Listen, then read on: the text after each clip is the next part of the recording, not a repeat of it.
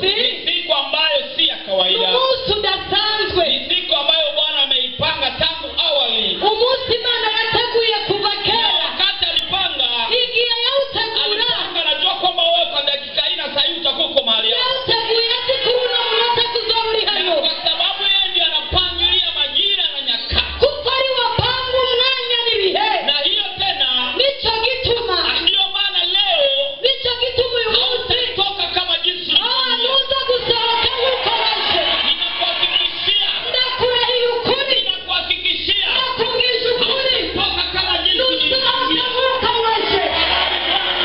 Kuko Imana ikubikiye umugambi mwiza ku bugingo bwawe.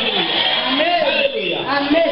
Unajua kuna kitu ambacho ulikuwa hujui. Uraza ikintu utari wamenyereye. Mungu ndio anaandaa nyakati na majira. Imana nitangura ibihe ku mwana Hata w'umuntu. tusome Danieli 2 Reka dusome Daniyeli 2. mstari wa 21. Daniyeli 2:21. Kwa wale ambao kuna Biblia ya Kirundi, Abafite Bibiliya y'ikirundi ni page ya 961. majana 961. Wale ambao wana Biblia ya Kirundi. Abafite Bibiliya y'ikirundi. Haleluya. Amen. Mungu ambao anakuambia Imana ariko ndakubwira yeye anapangilia nyakati na majira. niwe apanga ibihe, Na yeye ndio amepanga leo uwe mahali hapa. niwe yateguye umunsi kuza kuburi Na hano. message ambayo nimeleta, Ubutumwa yazanye kuri uno munsi sijaletea mtu ambaye yuko nje. sinamuzani wundi muntu ari hanze. Ujumbe naoletea wewe, Iyi mburi nazanye ndayizaniye wewe wowe, ambao unaitwa wowe witwa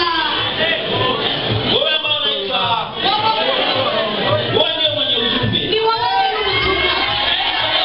Umiriza kwa kusomera gato Danieli 2:21.